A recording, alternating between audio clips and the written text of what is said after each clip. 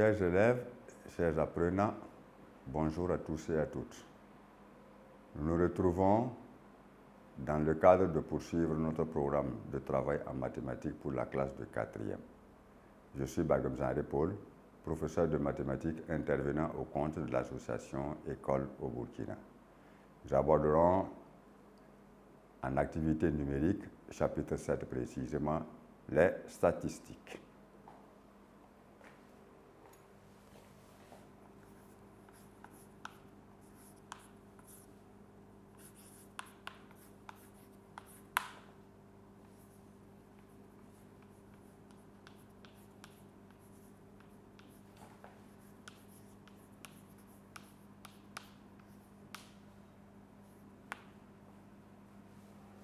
Alors, dans ce chapitre, nous allons découvrir un certain nombre de définitions de façon principale et fondamentale, à l'aide desquelles nous allons maintenant approfondir dans d'autres réalités. En grand 1, nous allons voir donc quelques définitions.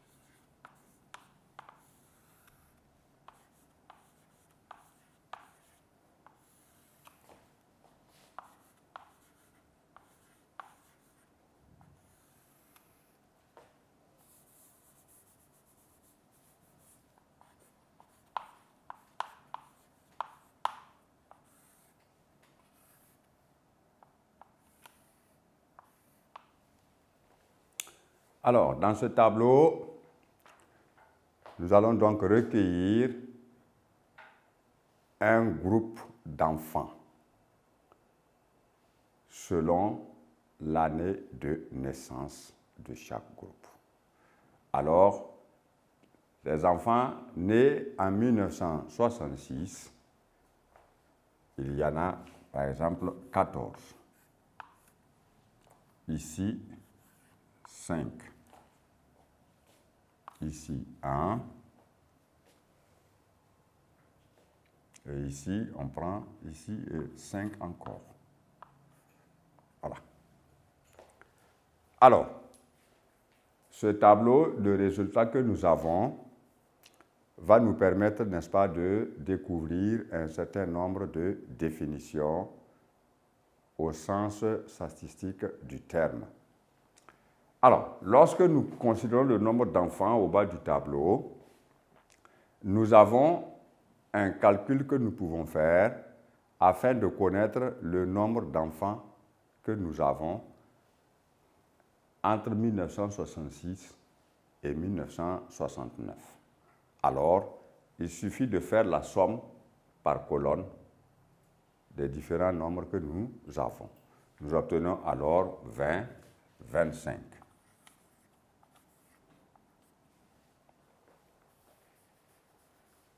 Alors, cela nous permet maintenant de dégager un certain nombre de définitions. Alors, premièrement, nous allons parler de population. Au sens statistique du terme, qu'est-ce qu'une population? Une population, donc, est un ensemble d'éléments. Ça veut dire, ça peut être des personnes, ça peut être des animaux, ça peut être des choses. Donc, nous allons dire tout simplement un ensemble d'éléments sur lequel on mène une étude statistique.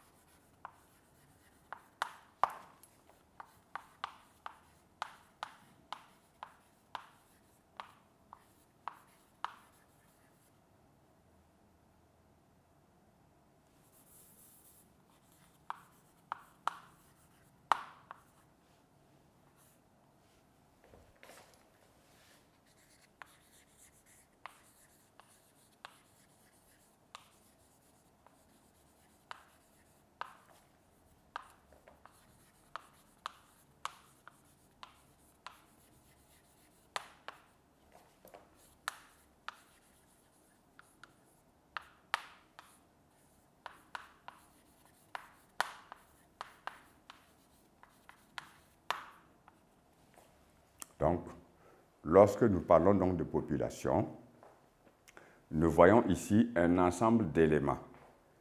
Et ces éléments-là peuvent être des animaux, ou des personnes, ou des objets. Par exemple, vous pouvez avoir une population de voitures, une population de chaises, une population de cartons, etc., etc., comme une population de femmes ou d'hommes ou d'enfants. Donc, le mot population en statistique ne désigne pas tout de suite un ensemble d'hommes, mais ça peut être tout ce qu'on rencontre. Même les arachides que vous avez en main constituent une population. Donc, une population d'arachides. Et on peut étudier la forme ou la couleur de ces arachides-là selon ce que vous découvrez.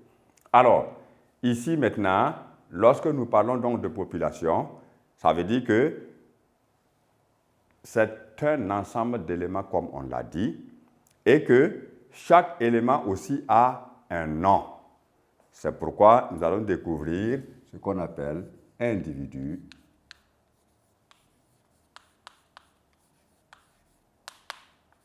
effectif.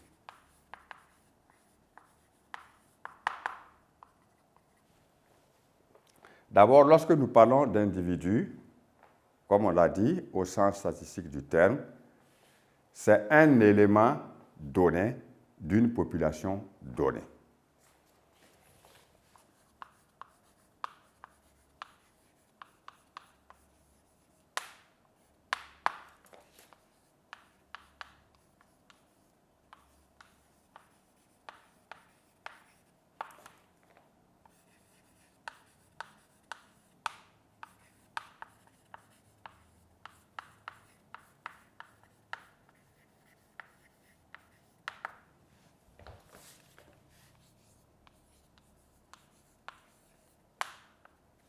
Par exemple, si je choisis, par exemple, dans une population de règles, si je prends, par exemple, une seule règle comme ça, présentée uniquement, cette règle-là, en statistique, s'appelle un individu. Donc, ne voyez pas le mot individu comme désignant seulement des personnes. Voilà. En mathématiques, le sens peut aller au-delà. Et maintenant, lorsque vous avez donc des individus qui constituent donc une population, nous savons très bien qu'il y a un nombre que nous pouvons trouver par rapport, n'est-ce pas, à cette population-là, à ce nombre d'individus que nous regroupons selon les cas. Alors, l'ensemble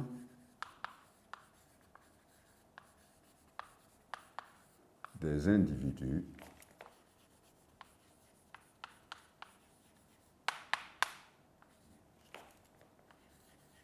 constitue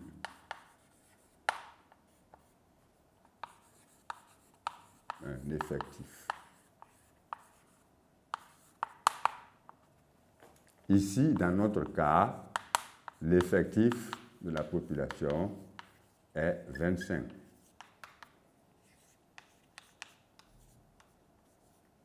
Voilà, c'est l'ensemble donc de la population sur laquelle on a mené une enquête statistique donnée afin de découvrir quelque chose. Alors, le nombre 25 que nous avons dans notre tableau constitue en fait l'effectif de notre population.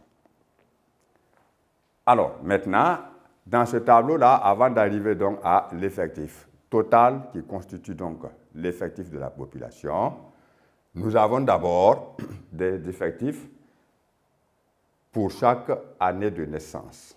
Ces différents effectifs-là sont appelés effectifs partiels. Et c'est la somme des effectifs partiels qui donne l'effectif total d'une population donnée. Alors, après avoir découvert donc ce qu'on appelle individus et effectifs, nous allons voir maintenant ce qu'on appelle caractère.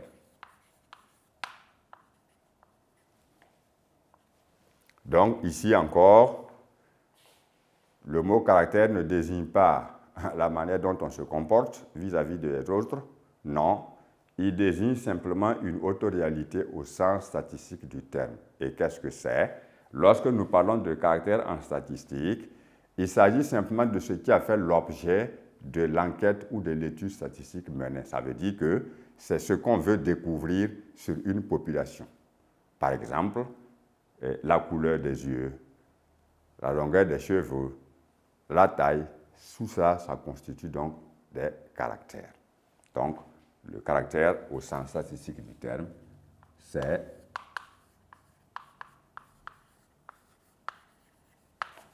ce qui fait l'objet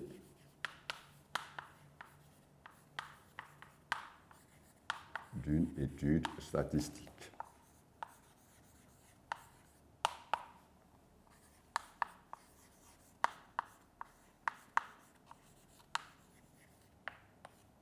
C'est-à-dire ce que l'on veut découvrir, ce que l'on veut connaître,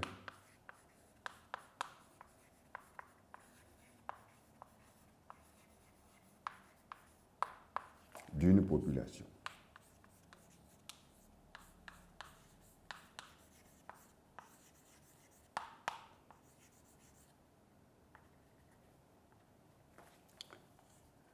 Il est donc ce caractère-là une propriété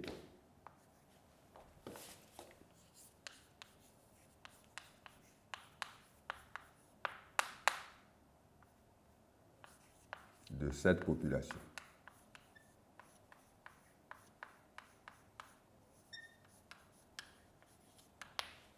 C'est une propriété donc, c'est-à-dire ce qui est spécifique, ce qui est propre à une population donnée que nous cherchons à découvrir, que nous cherchons à connaître à travers une étude statistique menée. C'est ça qui constitue le caractère de cette population-là.